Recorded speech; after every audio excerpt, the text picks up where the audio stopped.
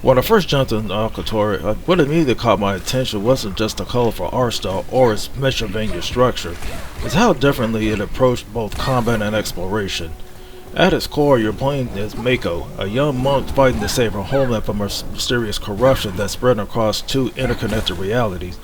What really separates this game from many on the genre is its dual weapon mechanic. Mako can instantly swap between a powerful bow staff and fast martial arts attack, and this isn't simply just changing weapons. Each fighting style serves different purposes, encouraging you to constantly alternate between them instead of just relying on one favorite moveset. Even more interesting is the same mechanic ties directly into exploration because Mako can shift between two parallel versions of the world, a peaceful land inspired by traditional Japanese culture and a much darker industrial realm powered by steampunk technology. These aren't just visual changes either. Entire paths, puzzles, enemies, and environmental hazards differ depending on which dimension that you're in, making the world feel more dynamic than the typical side-scrolling adventure. By combining combat, traversal, and dimension shipping into one system, Akatori establishes its identity almost immediately.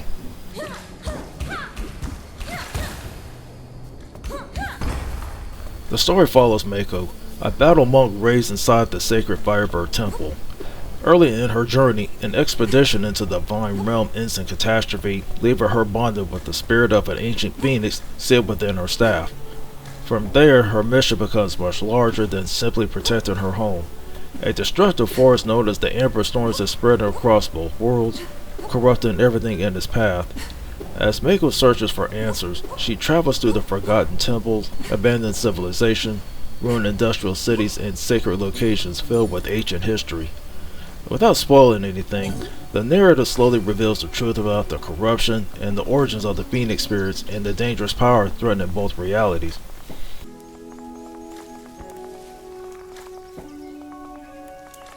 Presentation is one of the easiest of Akatori's strongest qualities. The game blends gorgeous pixel art with modern lighting techniques to create a visual style that feels both nostalgic and contemporary. Character animations are fluid, energetic, and packed with personality, especially during combat where Mako's martial arts and staff techniques look incredibly satisfying in motion. Instead of feeling like traditional flat side-scrolling levels, every environment resembles a carefully constructed miniature world. The layered backgrounds, subtle camera movements, impressive sense of depth make every location feel far more immersive than I expected. The contrast between the two dimensions is especially impressive. One world is vibrant and peaceful, filled with lush forests, ancient shrines, and flowing rivers, and a beautiful natural scenery. The alternate reality completely changes the atmosphere with towering factories, rusted machinery, heavy smoke, cold industrial architecture. Swapping between them constantly keeps the environment visually fresh throughout the adventure. Lighting effects, particle systems, weather, environmental details are all add up in a layer of polish. Whether it's glowing lanterns illuminating ancient temples or sparks flying inside massive industrial complexes, there is a noticeable amount of attention paid to the atmosphere. On the PC version, I also appreciate the wide range of technical options available. Support for higher resolutions, ultra-wide displays, and unlocked frame rates, and modern synchronization technologies makes the game scale nicely across different hardware setups.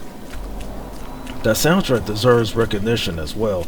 Traditional Japanese instruments blend naturally with the orchestral compositions and industrial electronic music depending on which dimension that you're exploring.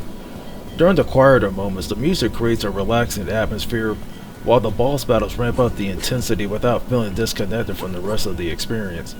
The interface remains clean, minimal throughout, allowing the environments to stay front and center, and combined with the anime-style character portraits, attractive story sequences, Akatori, consistently delivers an impressive presentation.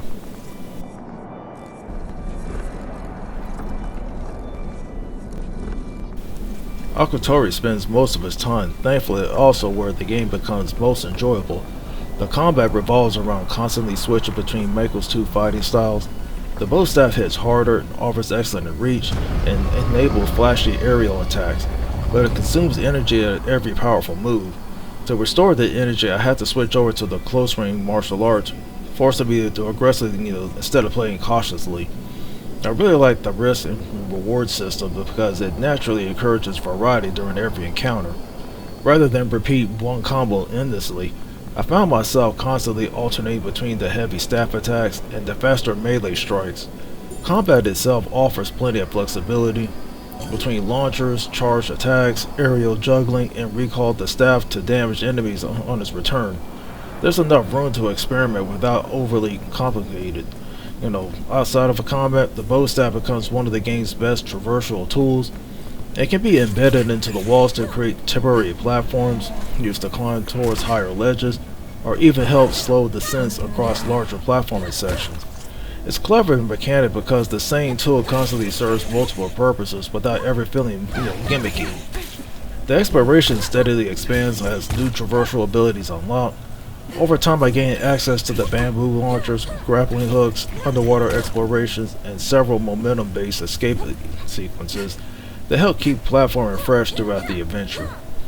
Like any good Metroidvania, the world encourages revisiting previous locations. New abilities have gradually opened up hidden pathways containing upgrades, collectibles, optional secrets that simply weren't accessible earlier.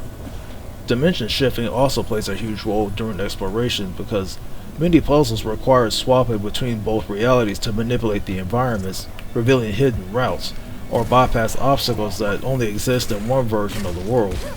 It's a mechanic that remains consistently engaging because it is integrated into nearly every aspect of the progression.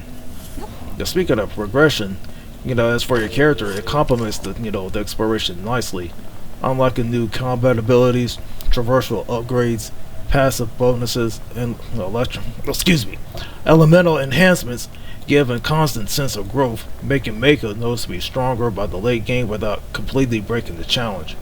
Overall, the gameplay does an excellent job balancing action, exploration, puzzle solving, and platforming all in one satisfying experience.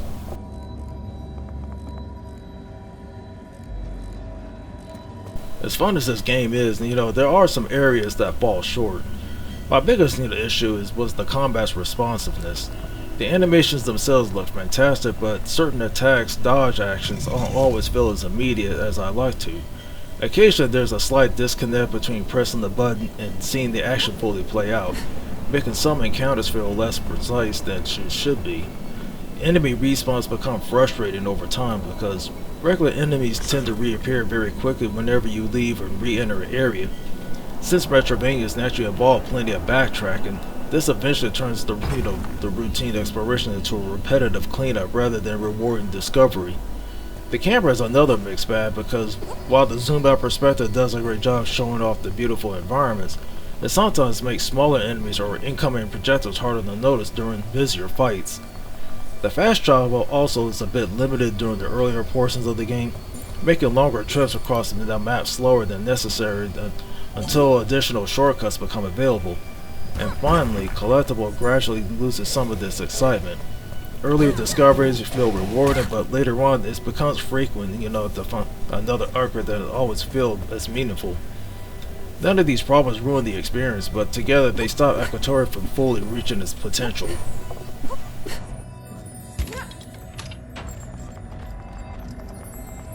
I came away genuinely impressed by what brings this Metroidvania genre. It's a combination of staff-based traversal dimension shifting, rewarding exploration, and beautiful presentation. Creates an experience that feels unique, instead of simply borrowing ideas from better well-known titles, and the world is enjoyable to explore, and movement becomes increasingly satisfying with new abilities to unlock, and overall visual presentation that consistently stands out from start to finish. There are definitely some areas that can be improved, like combat could feel tighter, enemy respawns become repetitive, and some pacing decisions slow the adventure down more than necessary. But even those shortcomings, I had a good time throughout most of my journey.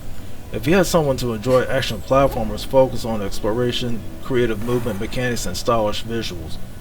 And for that I give Akatori a 3 out of 5.